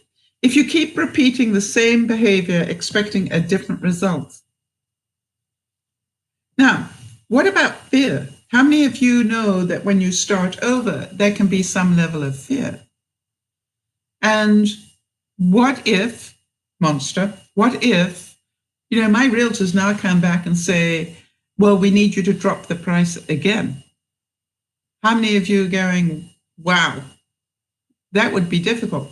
And, I'll deal with that when it happens or if it happens. But, you understand it is a possibility. And I'm going to end up way down from my expectation of what I could get for my house. And it isn't because of bad realtors. It is because the market is totally dead. But, I just happened to pick the worst time possible in some ways to sell my house. But what if I let go of that? What if I just go, I bought the house for this much. It's now worth this much. Even bad, it is worth this much. I still am taking out this much more than I spent. And, when I do the math on that, and I want you to understand this, when I do the math on that, it is better than any investment I could have had, unless it was a risky one. It's better than any investment. I couldn't have got that at a bank. I couldn't have got that, just investing in an RSP or something. I got it by investing in my house. And so if I lose this amount of money, it's not money I ever had. All right. The money I have is what it's worth when it sells at whatever price I end up having to sell it for. Does that make sense? And if I can keep really real on that, I don't lose anything because I never had the extra. Right? It is what people thought my property was worth in a good market. Well, it isn't a good market. And so I need to just stay real. And I will be happier if I stay real, if I stay in reality, not in Disneyland, as I call it. I can stay in the fantasy that my house is worth 100,000 more than I'm going to probably get for it. But, I won't sell my house. I'll just be living in Disneyland. And then, people say, well, why don't you just hold on for a few years? Do you know when the market is going to change? No, I don't either. So I look at it. If my house is down, so are the houses anything I might look at to buy is going to be down as well. So I might lose here, but maybe I'll pick it up there. I don't know if I'm going to be alive this time next year, so why would I worry? And so the points that I'm trying to make here are true of everything in your life. All right. What's happening to me at the moment is just, it involves an awful lot of money, and there's no doubt about that. I keep thinking how many of my viewers would love to have my problem. You know what I mean? How many viewers would love to be able to drop 100,000 on the price of their home? And I am aware of that, and I am grateful for that. That this is a real problem that most people would love to have. So I'd love to be in a position to be able to drop 100,000 on the price of my home. I would love to be able to have a home that's mine, right? And the fact that the bank owns a little bit of it is not a major issue for me. But it's just like, I know people would love to have this problem. And so I need to be grateful. Right? So, starting over. Let go of this. Just deal in the facts. All right, so Jody's saying you're showing such a perfect example of emotional intelligence. Well, yeah, you know something, Jody?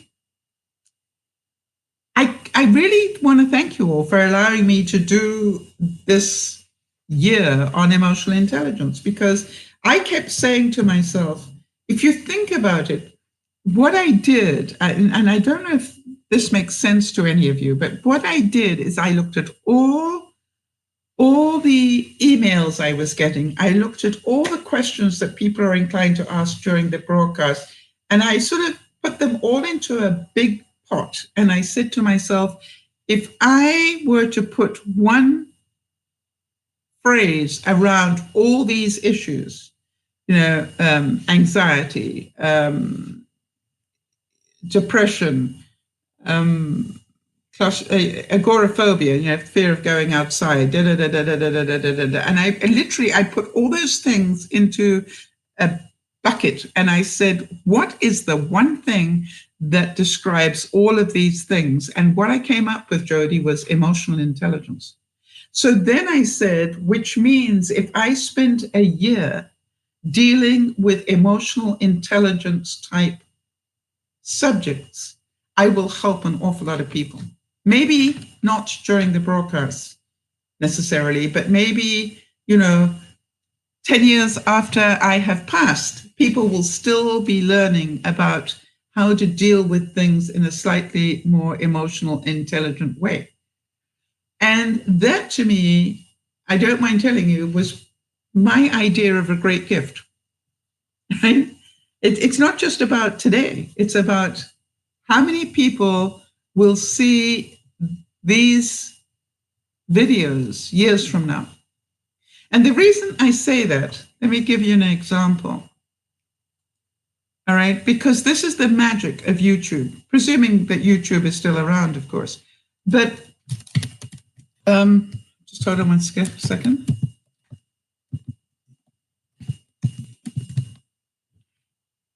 Because a few years ago, come on. A few years ago, I put up a very short video, less than 5 minutes, I believe. 5 minutes and 3 seconds about windshield wipers. And it rates number one on windshield wipers, and it has 213,000 views.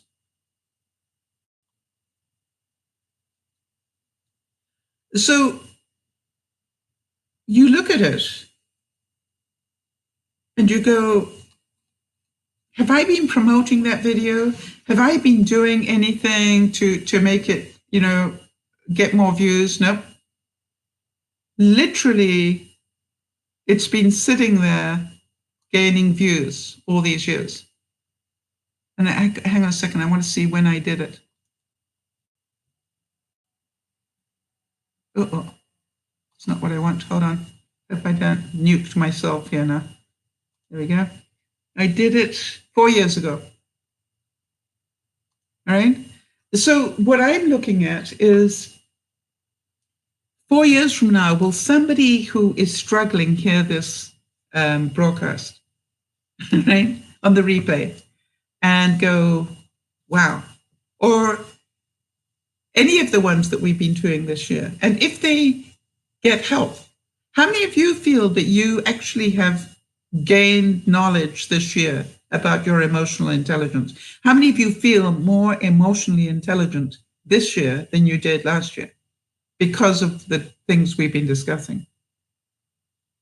You see, to me, that is what it's all about. And we know we've had some incredible examples that people have sent in. But, I'm pretty sure that a lot of you didn't know there was such a thing as emotional intelligence, right? That you didn't realize there was such a thing.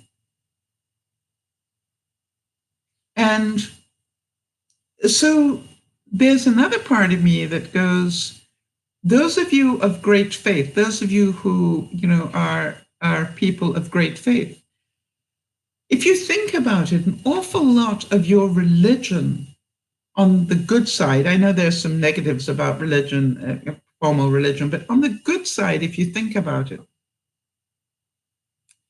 what does religion teach you? To have faith in another being, right? Don't worry about everything.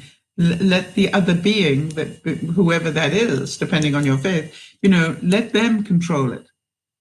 So there are so many things. Let go of hate, let go of this, that, and the other. If you think about it, most religions at their core actually teach emotional intelligence. Think about that. I'm not talking about, don't accept people of different faiths because that turns them into a heathen or whatever, or don't accept, gays and lesbians, and don't accept that. I'm not talking about that stuff. Okay? Because, to my mind, that isn't what it's about. That's not what was taught originally. What was taught originally was love and understanding of each other, regardless. And so to me, it's like, as we evolve as a society, as we evolve as people, I'm watching what's going on politically at the moment, and I am really scared. I don't mind telling you that. I am really scared that what we are creating is something out of 50 years ago. The sort of things I'm hearing today, I heard 50 years ago. I thought we were 50 years on from there. And I want to tell you, it makes me really sad. But can I change it? Okay? What's the reality? The reality is it is happening.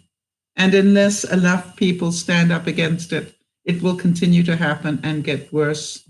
And I think the world economy will be affected. I really do. I think, in all due respect, that the amount of debt the US is in now, thanks to what's been going on and without being checked, the amount of debt that is in the US now probably will affect the world. I hope I'm wrong. And I'm sorry to get political for a moment, but that's what scares me. So when I'm making my start over plans, you understand, I'm making them and I'm wondering, how do I protect myself against what I think might be coming?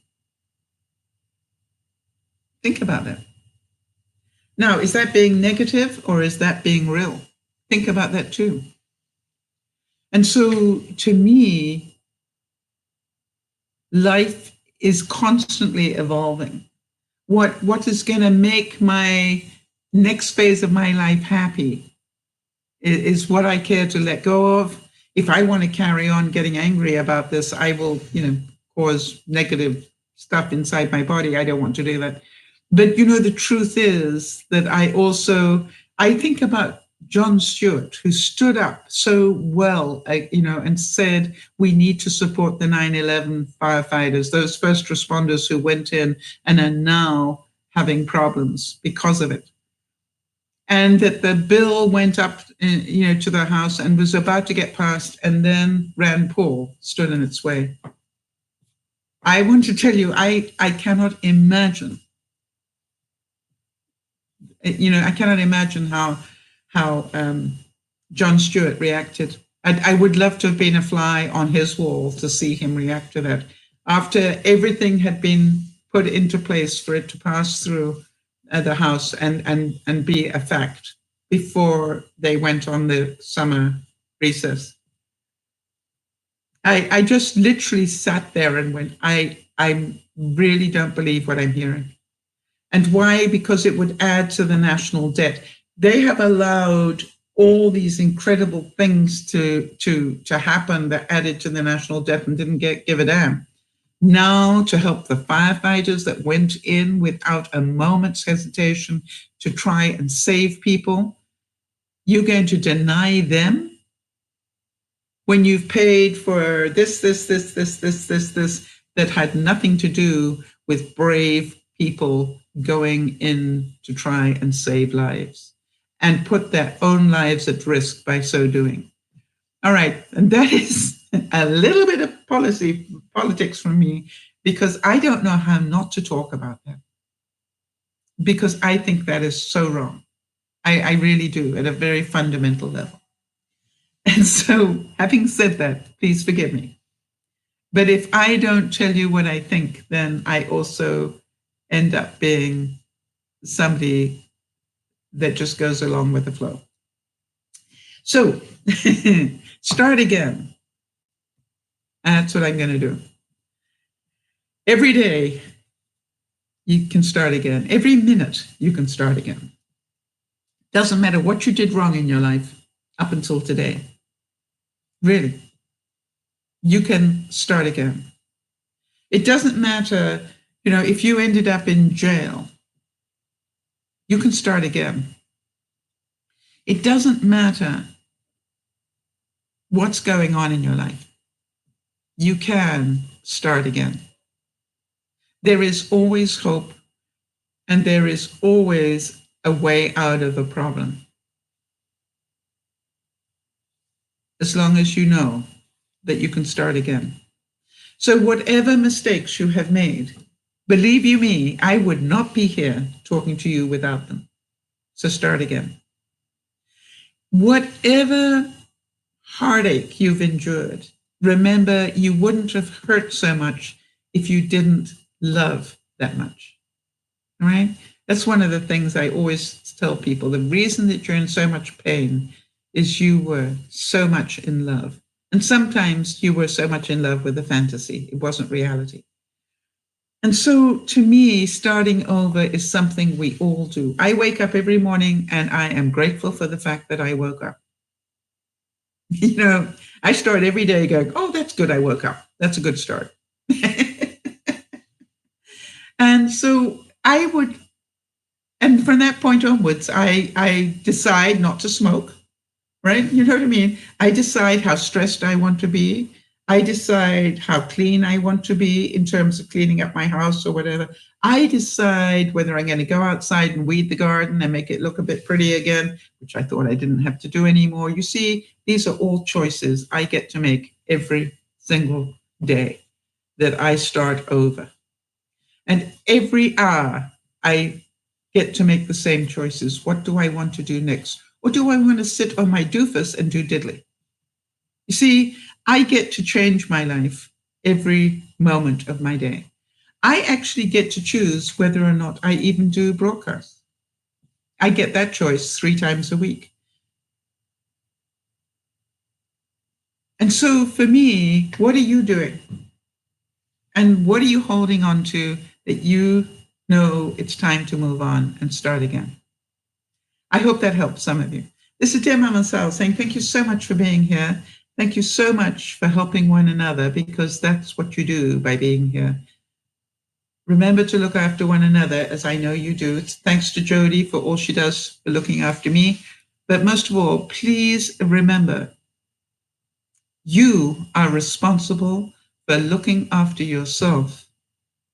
And if you haven't been doing it very well up until now, start again. Bye-bye for now.